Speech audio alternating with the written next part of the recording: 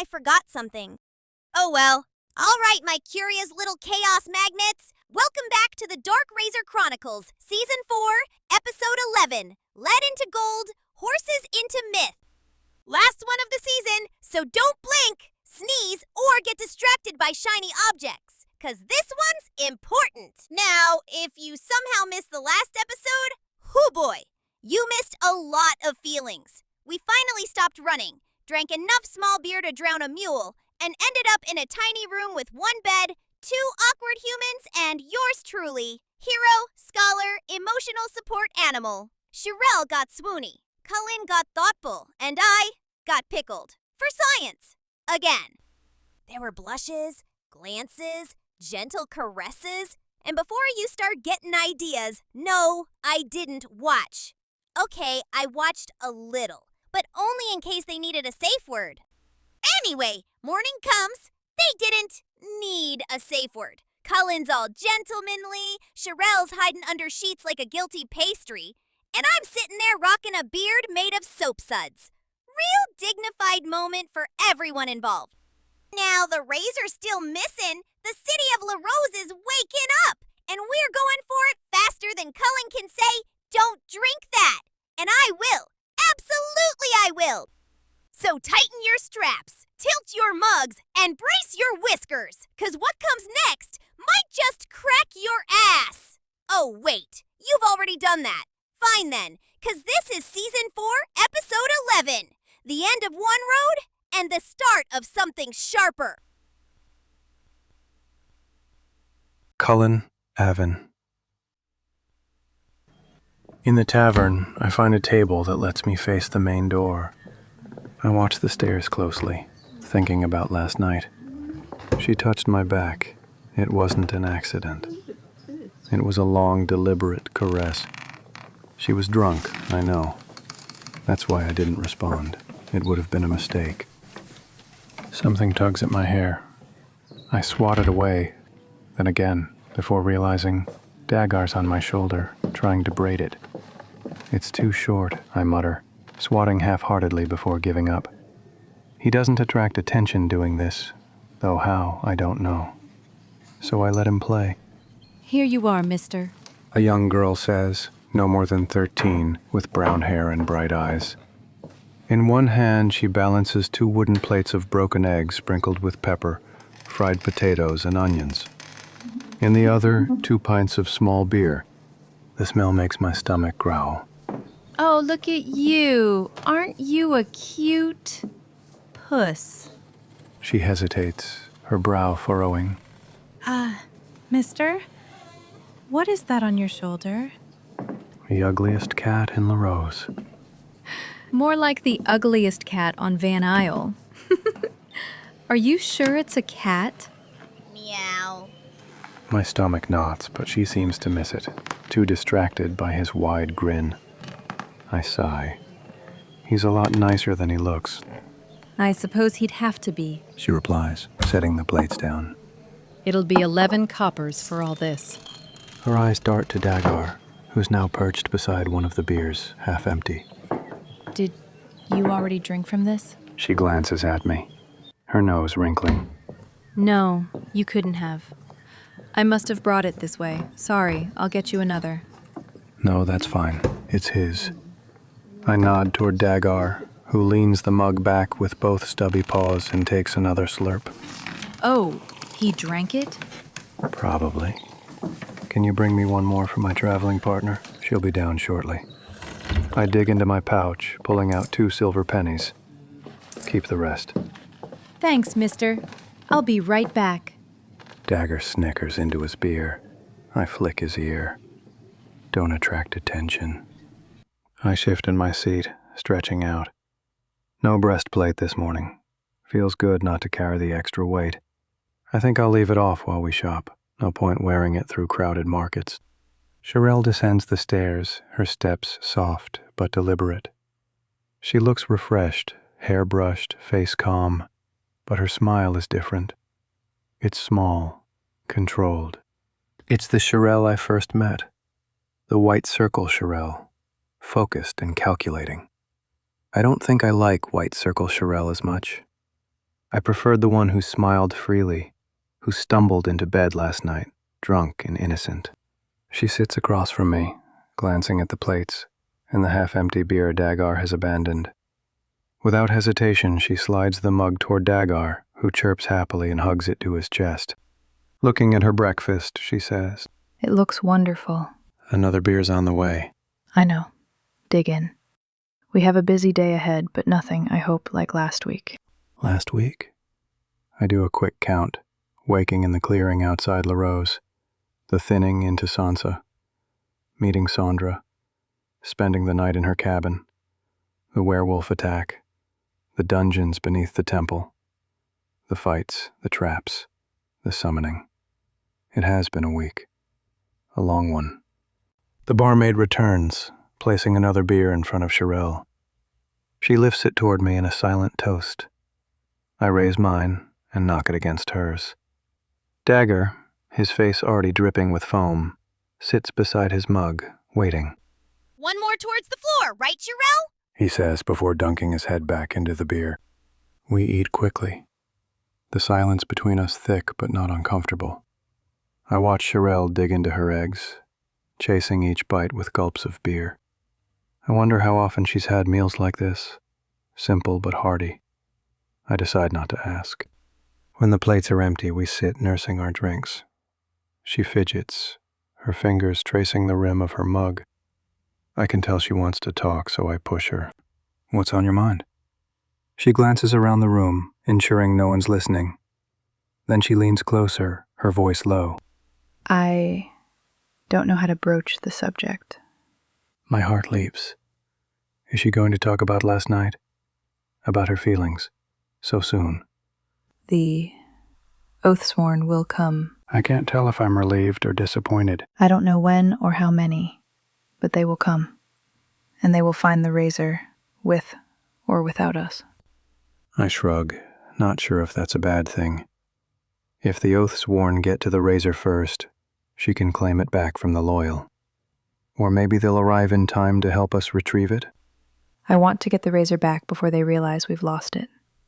I need to maintain the highest level of authority I can. Starting off by admitting we lost it isn't exactly ideal. All right, but why is this so important? Why? Firstly, these men are powerful. High-standing warriors, sworn to me and the circles. They're well-to-do, pompous, and prideful. Do you think telling them I lost the very object they're sworn to protect with their lives will help my credibility? Or their loyalty? She pauses, jaw tightens. If they know the razor can be taken so easily, what's to stop them from trying to take it for themselves? Their oath. She lets out a humorless breath. Once, I would have said the same. But they're not the men I knew. I have no doubt they'll honor their oath if it serves their interests. But I've seen greed inspire its own plan too many times. She shrugs. Things aren't right here. I don't know what to expect. That aside, it's embarrassing. Look, I understand, I say, trying to ease her tension. We'll get it back. Today, if we can. My words don't seem to calm the worry in her eyes. I lean back in my chair. In the short time since we arrived in Larose, I dared to forget. Last night's drinks, her touch, even this morning's breakfast. I'd thought of little more than getting to know her. But now it's all back. Her expression reminds me that this matters. I nod. She wants to save face. She wants their respect. I'm sorry if I didn't understand. I take a breath. I'll do what it takes. We'll have the blade back. My pulse quickens as she reaches across the table, placing her hand over mine. We sit in silence, the moment stretching between us before she withdraws. We finish up. I've already settled with the serving girl, so with Dagar perched back on my shoulder, we leave the tavern. We head toward the markets. We have a lot of shopping to do. I've never had this much money to spend, and buying new gear is a chore I'm eager for. I think we should buy horses and tack first. Once we have our saddlebags, we can buy everything else we need. Horses? Her eager innocence returns. Yes, we've enough money to buy 20, I'd think. We should stop by the money changer first. The money changer is open when we arrive. At first, the man at the counter looks happy to see her. The room is dimly lit, the front window curtained. A counter stretches across the room with a break on the left end. A door on the same side leads to a back room. The man behind the counter, bald, with silver-framed spectacles, looks at us with a withering smile. I hadn't gone in during our first visit, but immediately I don't trust the way his eyes linger on my sword and crossbow. I now regret not wearing my breastplate. Miss Maldine. Mr. Bob Kindle. She already has the promissory note out of her money purse and holds it out to him. We'd like to pick up the remaining sum. Absolutely. He takes the note and unrolls it, but doesn't look at it. His eyes remain fixed on me. There's hesitation. He's planning something. It may be presumptuous, but I say, Mr. Bob Kindle, don't do it. Bob Kindle looks surprised, his eyes flicking to me, then at Dagar, who is making a cute, squirrely, snarling noise. Sharael turns to me, confused. Just give us what we're owed, and we'll be on our way. Bob Kindle nods, his voice hesitant and breathy. I'll go get it, shall I? He glances over his shoulder. A fumbling sound. A crash. Bob Kindle swallows hard, then hurries through the door. Loud whispering ensues. I draw my pistol crossbow and cock it. At the sharp click, the whispering pauses. I lay the crossbow on my left arm. The whispering resumes. What's going on? She asks, putting a hand on my shoulder. But I ignore her. The whispering is sounding more like arguing. Mr. Bob Kindle, I call out. Yes? If I come back there and find a couple of brutes with rope and knives... What? No, I assure you. His reply is quick. A louder thump. A grunt. A small cry of complaint. Bob Kindle returns with 2 bulging purses. Here you are, He says, his face beading with sweat as he takes in my stern expression. His eyes lower to the cocked crossbow held at my side. He places the purses on the countertop with heavy clinks, then steps back as my crossbow hand rises, but does not aim. Spill them out, I say. Yes, of course. Bob Kindle says, untying the thongs of the first bag. He hesitates, confusion flickering across his face. Where's your cap? A man's scream comes from the back room. Bob Kindle yelps in fear. Pounding and thumping shake the walls. The screams turn hoarse and frantic. A great thud. Bob Kindle jumps, gasping. A final thump. Silence. And Dagar comes trotting out of the back room. I feel my fury building. Bob Kindle swallows audibly. Were you going to waylay us? Or just kidnap my girl? Dagar hops onto the counter. Looks like kidnapping. Bob Kindle screams at the sound of Dagar's voice, scrambles into the corner of the office and tries to make a dash for the back door. A loud crack of wood stops him. A small crossbow bolt shatters against the wall, 1/2 meter from his face. He retreats to the corner. I'm already cocking the crossbow. A new bolt automatically loaded as I draw back the cocking lever. Bob Kindle raises his hands. Sharael makes a confused sound. I feel the strain on my trigger finger. I fight the urge to put this man down. Sharael, check the bags. She moves forward, careful not to get between me and Bob Kindle. She finishes untying the purse Bob Kindle had started on and dumps its contents. The ingots are dull gray. I sigh.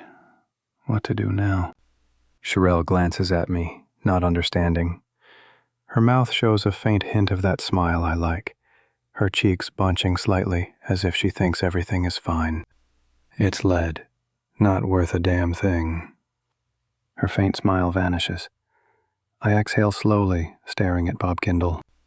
Dagger, I think I want Mr. Bob Kindle's left ear. What? No. Dagger doesn't hesitate. He scampers on the spot, then leaps. Bob Kindle tries to run. Too late. Dagar slaps into his chest and digs all 4 sets of claws in.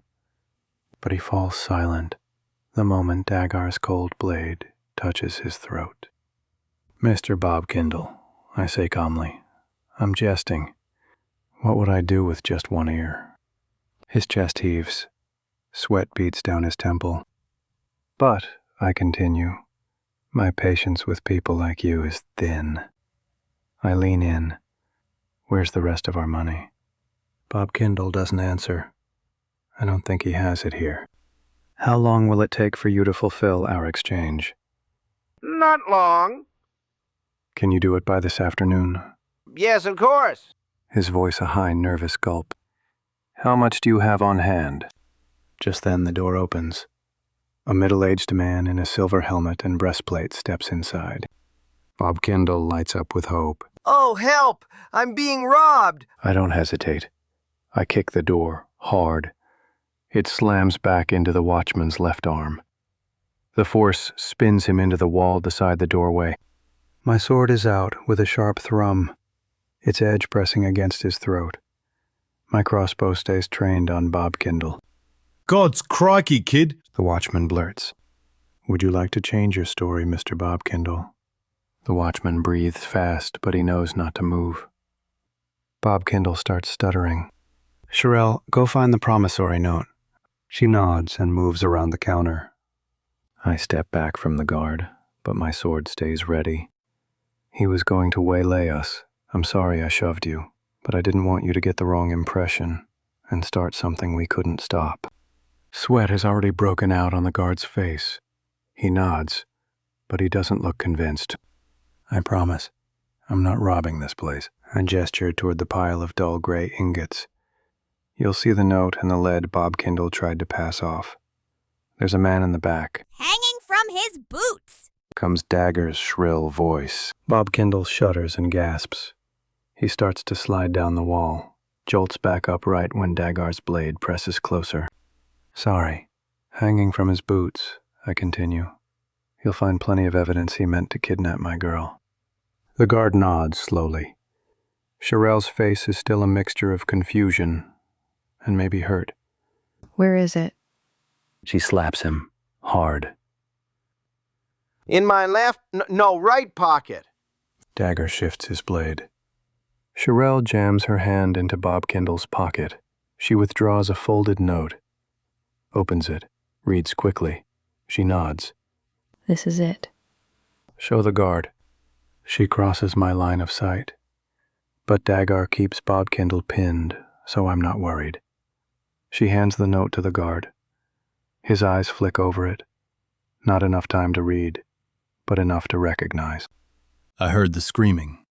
That's why I came in. For the first time, I noticed the truncheon hanging from his wrist. How had I missed that? I'm sorry for the misunderstanding, I say again. I hope the situation's clear. I didn't know who you were when you came in. You could have been in partnership with Bob Kindle. I'm not. The guard says, but his tone is unsure. Bob Kindle. The guard says, voice firm. I wasn't trying to do anything. Save it. Get the money you owe them. Now. I don't have it here.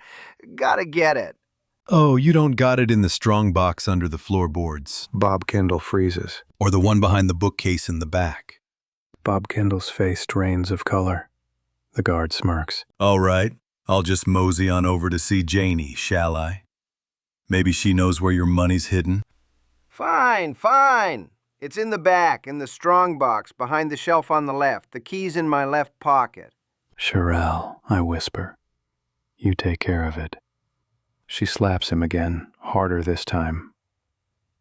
Whimpering, purple has begun to appear on his cheek in the shape of a delicate hand. She pulls the key from his pocket, but hesitates. She doesn't want to go into the back room alone. Dagger drops from Bob Kindle. The man sags with relief. Dagger scampers into the back, his claws skittering across the floor. Sharael follows. The guard watches them go. His eyes flick to me. What is that? I don't answer, because I hear Sharael gasp, louder this time. Then, a thump, A grunt. I wait. A 60 count.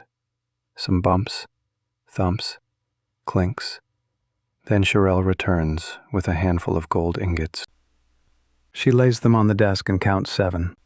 God's damn, man. Why would you need this much on hand? Personal business, I reply.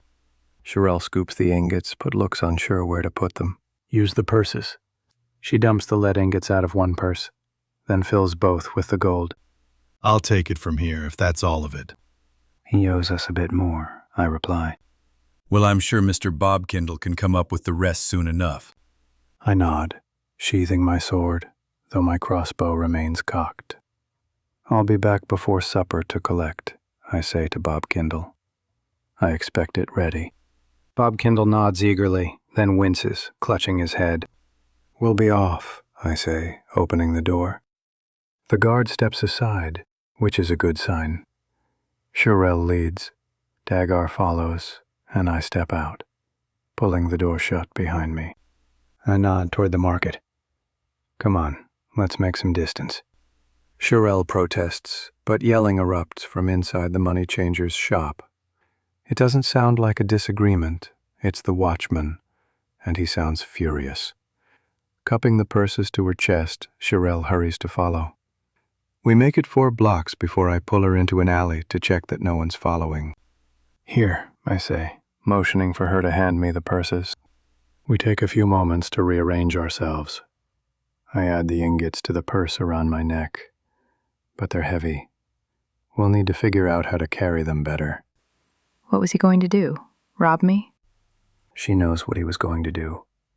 I can tell she knows. But I hesitate to speak the truth. He was going to abduct you, steal your money, and sell you as a slave, or... She shakes her head, and I stop. She doesn't want to hear what follows, or... Her eyes blaze with anger. That bastard is lucky I wasn't sure, or I'd have done more than slap him. The next time we see... There won't be a next time. He'll be ready if we return. We've made out pretty well, and it's not worth the risk. Let's finish our shopping and get back to the inn by another route. He knows where we're staying. I told him, in case he needed to send a message. Then we'll stay somewhere else tonight. It doesn't matter. But the things you bought? Your armor? They're just things. We'll buy whatever we need right now. But first, we start with horses. I lead her to the city's edge, a place I remember from my childhood. But when we arrive, I'm surprised to find the city hasn't grown this far yet. I remember it thick with buildings, but instead, there are 4 small pastures separated by stone walls, 2 barns, and a shack. Sheep and goats roam the land. Disappointed, I call out to the first man I see. Sir? I wave at him. He nods and starts walking toward me. How can I help you, mister? Sorry to bother you. Can you tell me where to buy horses and tack? What? Piss off. The man says, flinging his hand dismissively. His sudden change in mood, paired with my still elevated temper after Bobkindle, sets me off. Now hold on, I snap, stepping forward. Sharael grabs my arm, but it doesn't stop me from dragging her as I stomp toward the large, burly farmhand. What's the idea? Just because I'm asking for something you don't offer doesn't mean you need to be rude. Piss off, the man repeats, with more force this time. We meet chest to chest. Care to explain yourself? I got no time for a jackass pulling my leg. I'm not pulling your leg. I've got the money, I reply just as angrily. Yeah, right. Doesn't matter how much money you got, smartass. What? Now I'm confused, stepping back. What do you mean? What do you mean, what do I mean? Surely there are horses to be had for the right price. Mister, stop screwing around. If I hadn't seen the old tack myself, I'd think horses were some made-up fantastical beasts. We haven't had 'em here for 100 years or more. Now stop pulling my leg and get off my land. All at once I realize what's happening. No horses. Another difference in this world. How can that be? The man turns away. Wait, please, humor me. I'll make it worth your while, I'll make it worth my own while, thank you very much. he says, clenching his fists. No, really, I say, pulling a silver penny from my pocket. Please, tell me why there are no horses. You must be a mad twit, but for a silver penny, I'll play along. He holds out his hand, and I drop the coin into it. The birthing disease, you moron, started over 100 years ago. Horses died out in a single generation. Horses, oxen, cows, anything bigger than a sheep or goat. We went through nearly 10 years of famine. Need more information, Mr. Twit? He holds out his hand again, smirking. No, I say, my confusion laid bare. The man squints at me, then laughs. You serious? You didn't know? Where have you been your whole life? Thought it was common knowledge. You from the Blacklands or something? No, I murmur, my voice distant. But thank you kindly. I turn toward Sharael. Her wide-eyed shock mirrors my own. Without another word, I walk past her, and she hurries to catch up, her hand sliding into mine. I think she means to stop me, to say something. But instead, she just walks beside me. Twit. The farmhand mutters behind us. Inconceivable. How is it there are no horses, oxen, or cows? Sharael says nothing. Her face flushes red, eyes downcast. Do you know anything about this? Is it possible these animals didn't exist in your time? She shakes her head. We had them. Her voice is small, unsure, and it makes me wonder. I run a hand through my hair. Dagar, do you know anything about this? Answer quietly. He doesn't. Nope, afraid not. Never had any of those in Saddam or Sansa. How is it we haven't noticed? No horses, nothing pulling wagons. Now that I think about it, I haven't seen anything beyond simple two-wheeled carts. Nothing with 4 wheels. I don't get it, and I don't know who to ask. Everyone will treat us like that man did. Like we're 1 foot short of a shoe? Don't talk unless you have to, I snap, my patience thinning. Perhaps when the oath-sworn track us down, they can fill in the blanks. How do we know there are oaths sworn? They may not exist in this world. I don't know. But I know this is what the White Circle wanted. I have faith. She swallows hard. I glance at her. There's something she's not saying, but when she doesn't offer more, I sigh. If we can't ride, we walk. We need packs, camping gear, food, everything. Let's get to the markets. We'll find what we need there. We pass 2 leatherworks on the way, stopping at each to inspect backpacks. Shoulder strap padding is important, and I weigh the pros and cons of each on offer. Capacity, weight, durability. If we're forced into the wilderness, we need to be prepared. I find several suitable packs, but Sharael's stature concerns me. Most of them are built for men, too large and heavy for her frame. I spot a smaller, well-crafted pack at a stall in the first market, and the vendor assures me he has more. The pack is heavy but spacious. Several pockets are sewn onto the outside, and the back panel and straps are made from a single piece of thin, strange-looking leather reinforced with canvas. The straps are padded and adjustable with belt buckles. A wooden frame supports it, taut leather bands stretched across. What kind of leather is this? I ask, running my fingers over the material. The best goat money can buy. The vendor replies with a toothy grin. I smile, liking the pack. If you can find me a second one, similar design but larger, I'll take them both. The vendor whistles to a boy nearby who darts off into the crowd. Jimmy's a good lad. He'll be back quicker than a hare, with a few options. Thank you. While we wait, maybe you can help us with our other needs. He nods, eager to make the sale.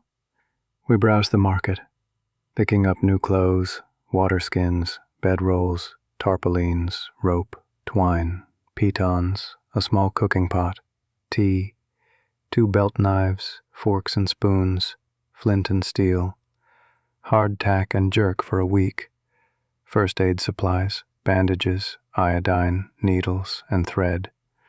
I even find a wooden block with 3 vials of oil.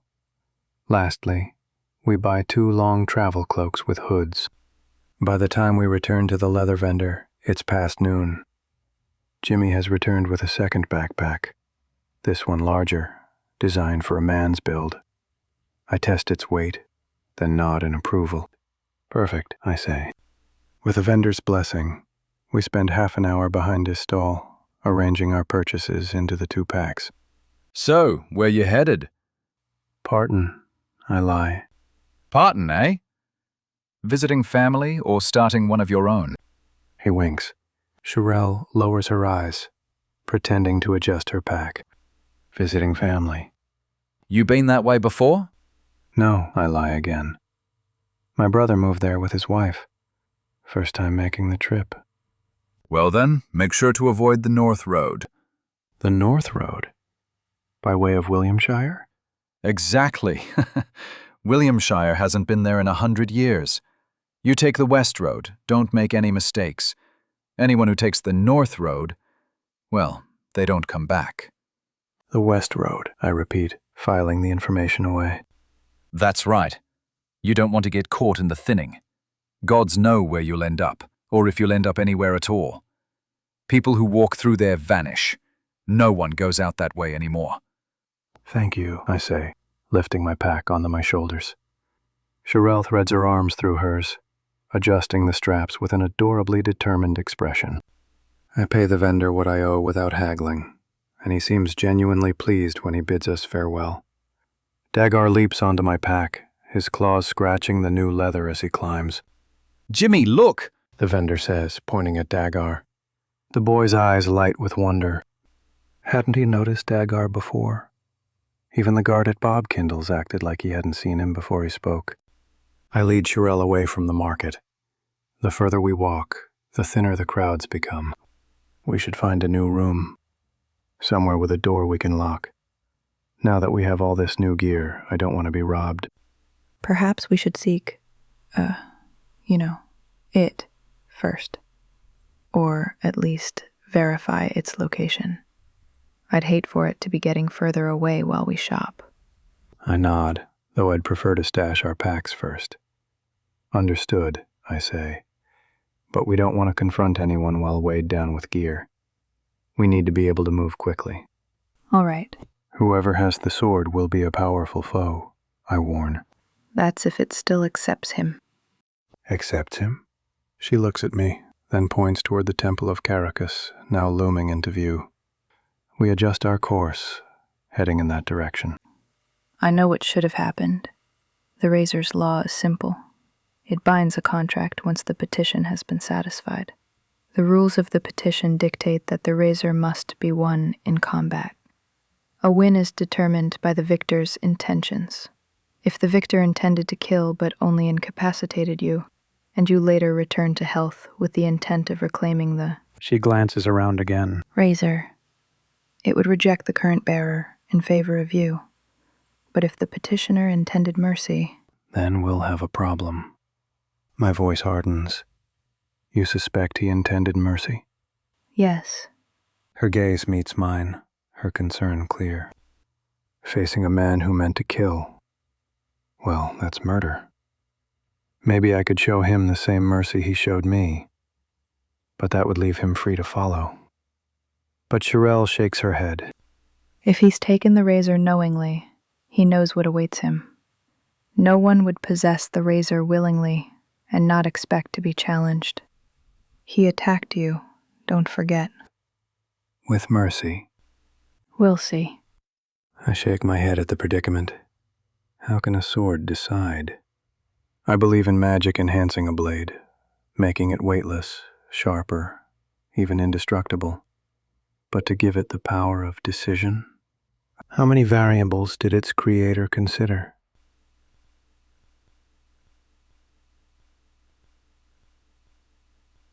Well, that's it, folks. You made it. Season 4, done, dusted, scraped off the bottom of the emotional boot. You survived Larose, the temple, and Sharael's drinking problem. That was funny. Give yourself a pat on the back, or a pint, preferably both. This episode has been brought to you by bad luck, questionable decisions, and the fine art of running. Cullen's off polishing his oath. Sharael's pretending she's not into him. And me? I'm celebrating with my usual post-season ritual, a bubble bath and 3 mugs of ale at the same time. And Mike, you ask? Oh, right, Mike the host, the poor lad who somehow wrangled this madness into words. He's probably passed out on his keyboard surrounded by empty coffee cups with calluses on his mouse-clicking finger. Go easy on him. Editing me ain't easy. We'll be taking a short break, about a month, so the humans can recover, hydrate, and remember what daylight looks like. Then we're back with Season 5. That's right. We're only halfway through Book 2, and there's 13 of these bloody things. 13 books. What kind of maniac plans that far ahead? The dedicated kind. Well, sure. You would say that.